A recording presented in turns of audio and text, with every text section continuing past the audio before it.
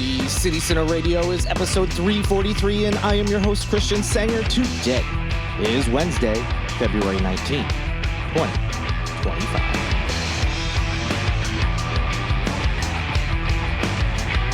Hello, everyone. Welcome back. Thank you for coming back to the show. Happy to be here with you. Hope you're having a great week so far. Looks like some of that chilly, especially overnight, those temps are going to be back.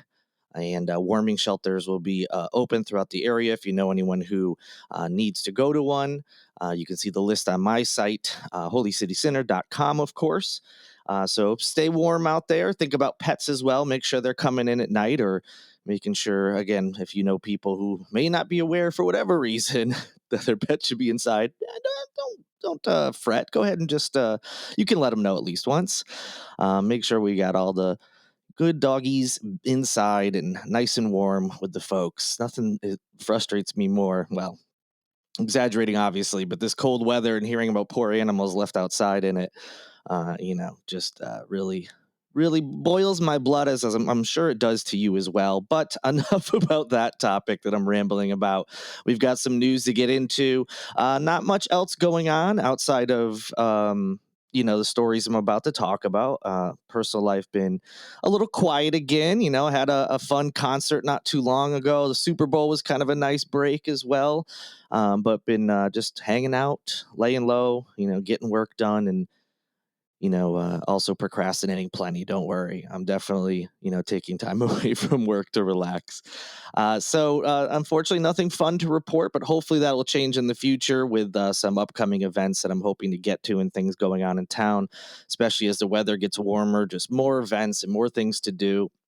And I hope to, hopefully it's not too many more episodes before I can start bragging and, talking about all the great stuff I get to do in the warmer months here in this great city, and hopefully you all will as well. And although, it's not quite spring here, it's still, as I said, chilly. There's still lots to do, and a lot of it's indoors, and it's a lot of fun. So go to holycitycenter.com/events, where you can find out what else is going on around town. All right, enough of the procrastination I'm doing here at the top. Let's get into the latest news. So in the last episode, I talked about how a lot of things that Trump supporters, supported, sorry to double up on support there, but a lot of the things that they supported, they thought applied to a certain segment of the population and certainly wouldn't affect them, or something to that effect. We're seeing a lot of people who are like, wait a minute, one of my jobs is the one that's on the chopping block. A lot of people who voted for Trump are losing their jobs in government agencies during all these cutbacks and whatever they want to call it. So we touched a little bit on that and a few things that people, including a local story, were finding out. And this first story is similar to that. And it involves aluminum companies. So on the national level, this might not seem to be a thing yet, but there is some worry locally of how it could affect some businesses. So again, on the national level, you have things like President Trump telling reporters, that the U.S. steel and aluminum companies love his tariffs on foreign imports of those metals. And then Century Aluminum, which operates the Mount Holly smelter, which is along Highway 52 near Moncks Corner. As the Post and Courier said in their article, that company seems to be downright smitten with the tariffs because the White House released a statement which included a quote from the Chicago-based manufacturer that said the 25% surcharge will, quote, stop the flood of aluminum imports into the United States, protect national security, and help level the playing field for America's aluminum workers, end quote. Similarly, Century, their CEO, Jesse Gary, said he also applauded Trump's action on these tariffs. And so, again, these are the high up guys, the CEOs, the company itself, their PR firm is sending out statements. Obviously, the president's talking about how good it is. But no, not everyone is actually super excited about these tariffs. So we'll talk on the national level first. There are some consumer and economic policy experts that have, said, hey, wait, these tariffs might not be quite the boon to U.S. metal producers that you think it will. and it might actually end up hurting many what they call downstream businesses. So not the top headquarters, but offshoots, or if it's a corporate that has locations in multiple states, certain spots may close, and so on and so forth. And at least someone high up, a chairman of the National Association of Home Builders, his name is Carl Harris, he is saying that tariffs run counter to Trump's goal of making housing more affordable in this country. He was talking to the New York Times and said that tariffs will actually raise construction costs, deter new development, and make it more difficult to rebuild after a natural disaster. Now, we've got a few people talking about it on the national level from both sides. It seems right now, as things tend to go in this country, until the regular old people like you and me are affected, that's when you start actually getting pushback. But people aren't paying attention to the day to day minutia of what's going on, and uh, so these surprises might be coming down the line. What does that mean locally? Well, tariffs could ultimately impact production for a pretty big employer here in the area, which is Boeing, of course. And that's a problem for several reasons, not just the fact that it'll increase, but could potentially impact the costs they're paying, which then gets passed on, so on and so forth. But Boeing's already struggling, um, because it's already facing financial problems. They've had long delays. They've gotten in trouble with the government. There's been fines and programs they've had to implement. And so they're already trying to kind of rebound not just their reputation, but financials from that. And this could make it worse. And of course, they're working on the 787 Dreamliner here in North Charleston, which is it's the biggest project they work on here locally.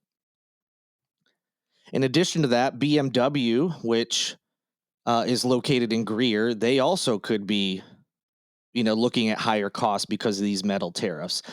Specifically, the Post and Courier mentioned that it could affect production of its X model SUVs, but they didn't really come out and give too many details when they were asked, to provide more than just, hey, you don't really like these. So the point here is, again, relating back to the last episode, where things sound good when you're not looking into the details, or the people talking about them leave out the details, and you refuse to listen when other people say, hey, tariffs, this is actually how tariffs works. It's not like he's saying. And this is the ways it could potentially affect everything. And it could be a big deal. So certainly something to keep an eye on. And again, if it ends up going that way where costs rise, it'll be a little bit before it becomes a big story, because until people are affected by it, they tend not to make too much noise. There was a story a couple weeks ago, you may have missed. I just want to circle back to it. I didn't have a chance to talk about it. You may have seen it. A local school resource officer was recently fired for his conduct. Obviously, parents in Mount Pleasant, where this resource officer was located, are expressing concerns about the whole thing. And it is kind of a bizarre situation, and there are a lot of questions, but this is about all the information that's out there from local media. So what happened was, a package, and this is all according to the police report. A package was delivered to the officer, now former officer. His name is Andrew Rowell, or Rowell. It tested positive for drugs. Specifically, it has tested positive for cocaine. Uh, a citizen reported that they saw a suspicious package. It turns out to be this package. It contained a white powder substance, like I said, that tested positive for cocaine. The report says they found a clear envelope with the powder inside of Rowell's emergency vehicle. So the package was addressed to him. So obviously they're going to look into him, and they claim that they found powder in an envelope in his car that also tested positive for cocaine. However, the former officer denied knowing anything about the drugs. So the whole thing's a little weird, obviously. Um, and we'll see if there's any updates, and I'll be sure to pass them along. But that's where that's at right now. Um, like I said, the story is a couple weeks old by now, and there really hasn't been any updates. So I'm sorry for a little bit of a delay on that, but something you may have missed with all the other news that goes on. And I'll certainly be keeping my eye on it, because, like I said, it is there's just something really weird about it. Not that it could be 100% accurate how the way it's stated. This guy ordered drugs wherever he had them sent to. Someone reported it. It was a suspicious package, and now he's busted. But again, it's just kind of bizarre that there hasn't been a little bit more details that have come out outside of that. And another little bit of delay here. There was a hearing last week talking about how perhaps the state government here could help with the rising liquor liability rates. There were two bills being discussed right now by a group of state senators. Like I said, it happened, I think, Thursday of last week. And when there's any major updates to either of these bills, I'll let you know. They go through different steps and votes. There's subcommittees hearings, and then sometimes there's votes on those. Sometimes it's uh, from there from there it will jump rather to the next step, and depending on what it is and where it is in the process, that could be several more steps to go or just a couple. So these I'm just going to give you the gist of these, and again, when there's updates, I'll be sure to let you know. And of course, for those who don't know, um, I'll give you just a quick little reminder about what exactly we're talking about here. So, there's been a lot of insurance rates that have been rising over the last few years. It's become an issue for local restaurants and bar owners. And the reason for that is a lot of them are saying their premiums have more than doubled, or they've taken really big increases, if not that high. And those huge renewals, some of them came up towards the end of last year, which is why we've seen a handful of restaurants close. Some of them have even specifically mentioned these rising costs as the reason, or at least one of the reasons. So this law came after South Carolina passed this legislation in 2017 that required any establishments that served alcohol past 5 p.m. had to carry a policy with a total coverage of at least $1 million. That change was made to ensure that victims of alcohol related incidents receive proper compensation. So, of course, on paper, this sounds like a great idea. The most recent incident that made major headlines around here, of course, was that horrible crash on Folly Beach involving a bride who died on the day of her wedding, well, the night of her wedding, rather. Um, and what happens here in South Carolina, in other states, in addition to suing the person responsible, restaurants and bars can also be sued if it's found that this person was overserved at their establishment, or they didn't take proper steps to make sure that this person, it's usually involving like drunk driving accidents, so that this person didn't get in a car and drive. And so that's a good thing, right? Yeah, we want to make sure these people get compensation. Sometimes the driver who hits them doesn't have any money. And if they have serious injuries or worse, they're not going to get the money they need or deserve. So it makes sense that, also to hold places responsible for their conduct. They got to make sure they're not over serving people. You get where what I'm going for here, and the discussion around it and why it makes sense. So unfortunately, this has led to insurance companies, some of them just completely pulling out of the state because they're worried, of course, there's going to be more lawsuits, and those lawsuits will have a higher payout. Another issue here in South Carolina is that uh, any bar or restaurant that's included in the suit. So say someone goes bar hopping and there's 5 bars included, all of them are, if they are found liable, they're all found just as liable, assuming there's no if it actually goes to court, assuming they don't do something pre-trial, come to some sort of agreement. They don't all have to come to agreement. Each one can do it individually.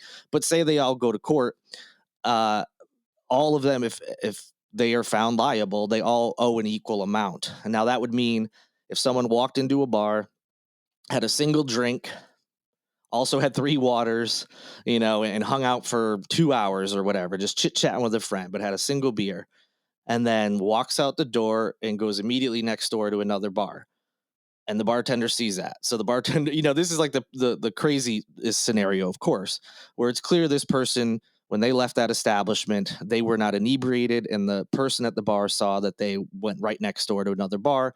It's no longer that establishment's, and how far you want that to go, seeing someone leave the bar, how responsible they are depending on situations. But my point there is, it could be this is the perfect storm example. And then that guy who left that bar gets trashed at the remaining 4, like so many more orders of alcohol at these bars, no no proof of water or taking time. It's just all of a sudden gets trashed, goes out, causes an accident, severely injures or kills someone.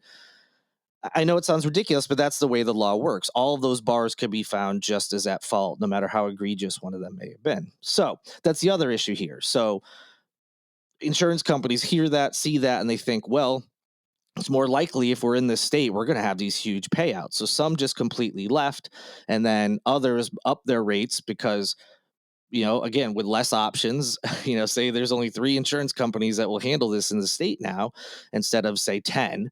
That's a lot less chances that it's going to be one of the other company's clients. There's a bigger chance now it's one of your clients.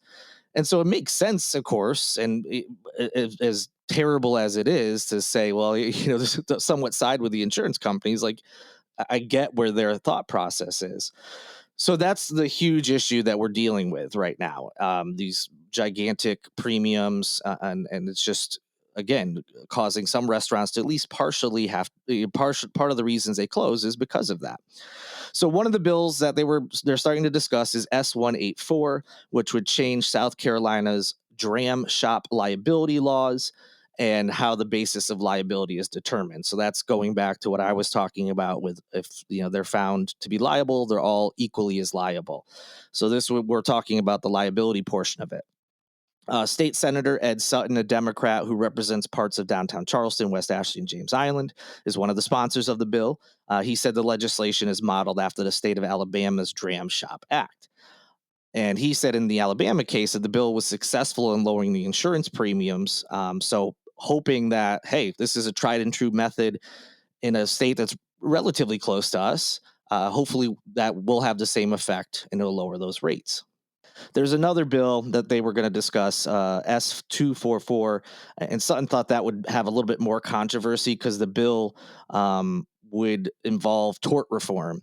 And in the past, there's been a lot of victim advocates that have discouraged making changes to tort laws that could potentially impact victims. Visit the link in the show notes. You can do a little bit more of a deep dive on what all that means and actually click the link to see all the bills. But if those bills move forward, or if they're ultimately officially killed inside the state house, I'll be sure to let you know, regardless of what happens. And lastly, Charleston, of course, is known as a wedding destination. Lots of beautiful places for people to get married. Obviously, a lot of religious facilities. There is indoor venues, outdoor venues, combos. You get it. It's a place to go. The weather helps, of course, the beaches, all of it. And now there's a brand new wedding venue in Charleston, and it may be one of the most unique. Well, at least its history is. I'm talking about Charleston's Old City Jail. Yes, I'm sure some of you are at least familiar with it a little bit. I've been lucky enough to have been inside on several occasions. One was for a ghost tour, and they used to have a party there called Prison Break. It was like artists and musicians and food, and it was just cool to have this, this celebration on the grounds and inside these old city jail, this building with so much history. But now part of it is a event space, and there's been some changes over the last few years. There's like some office space in there as well, but they recently had a $15 million renovation that addressed a few things, including structural issues, and which should be no surprise because this jail was constructed in 1802. And basically, as it was described in this Post and Courier article, it was restored down to the studs. It's also being rebranded, not necessarily called the Old City Jail, as at least in terms of this business. They are now going by the street address, which is 21 Magazine. So that if you see that, that's what they're talking about. So the third floor is what was renovated into multiple large ballrooms. They'll also be able to make them for smaller event spaces if there's smaller parties. Outside, they're going to have a covered pavilion and a bar, and they'll have a ceremony area with different options on the lawn outside as well. According to the article, the venue can accommodate more than 500 guests between both the indoor and outdoor spaces. They only hold one event per day, since booking includes both the event space and outdoors, so they can't have a party indoors and one outdoors. So just an FYI if you're looking into wedding venues. And if you're curious about the rates, whether you're planning on getting married anytime soon or not, low season rates range from $5,000 on weekdays to $10,000 on the weekends, while during the high or busy season, prices can span anywhere from $6,000 to $12,000. So that'll do it for this edition of Holy City Center Radio. I hope you enjoyed it. Thank you so much for coming back and listening. If you haven't already, whatever platform you're listening to this podcast on, there's usually a number of different things you can do to interact with the show. All of them help: rating the show, reviewing it, liking it, subscribing it, whatever you can do. That's a big help. Also, be sure to visit holycitycenter.com for the latest news around the Charleston area and the events page. You can also access it right from the top just by clicking on calendar, and you can find out what is going on in town in terms of events and celebrations. Thank you to Lindsay Marie Collins with LMC Soundsystem for producing this and every episode of Holy City Center Radio. And thank you to Tyler Boone, whose music you hear in each and every show. Have a great rest of your week. I will be back with you on Friday. Until then, good night and good luck.